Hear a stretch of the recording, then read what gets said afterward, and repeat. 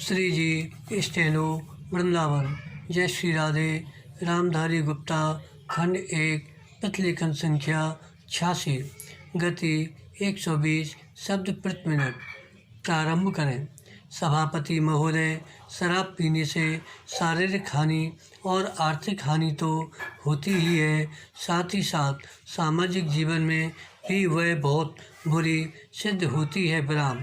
जहाँ पर नशाबंदी खुल गई है, मुझे पता है कि महाराष्ट्र और आंध्र के कुछ ऐसे हिस्से हैं जहाँ पर शराबबंदी लागू नहीं है, वहाँ पर दिन दिन अपराध बढ़ते जा रहे हैं।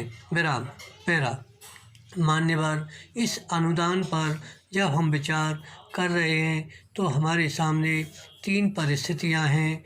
नक्सलवादी, किसान विद्रोह, देश के अनेक भागों में अकाल की काली छाया और आंदोलनों की बढ़ती हुई लहर। विराम।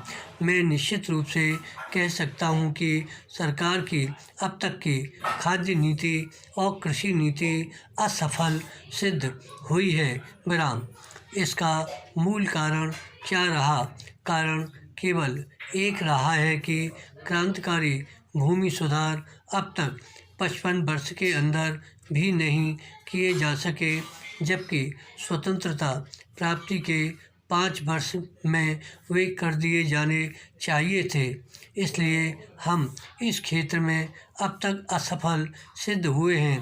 राष्ट्रीय स्वतंत्रता और संग्राम के ज़माने में सबसे आकर्षक नारा हिंदुस्तान के करोड़ों मानवों को, किसानों को दिया गया था, यानी ज़मीन उनको दी जाए जिनके हाथ ज़मीन जोतते हैं। विराम। लेकिन वह राष्ट्रीय आदर्श आज तक भी चरितार्थ नहीं किया जा सका। एक तरफ करोड़ों एकड़ प्रति बंजर ज़मीन पड़ी है, जो कि सरकारी आंकड़ों के हिसाब से 11 करोड़ एकड़ से कम नहीं है।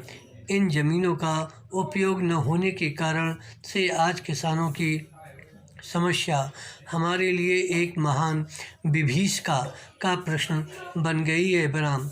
आज स्थिति यह है कि करोड़ों खेत मजदूर, भूमिहीन आदिवासी हरिजन एक तरफ पड़े हुए हैं और दूसरी तरफ करोड़ों एकड़ प्रति बंजर जमीन अनेक रूप में पड़ी हुई है, लेकिन उनका समागम नहीं होने दिया जा रहा है।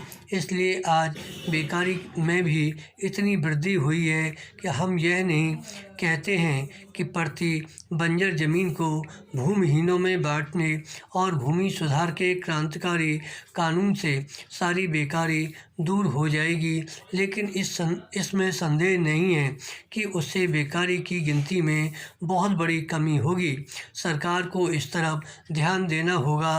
राष्ट्रीय सुरक्षा के बाद जो हमारे देश की सबसे बड़ी समस्या है, किसान समस्या, इन्हीं कारणों से उसका समाधान आज तक नहीं हो सका है। यह कलंक है। हमें हर संभव रूप में किसान की सहायता करनी चाहिए। धन्यवाद। श्री हरदास।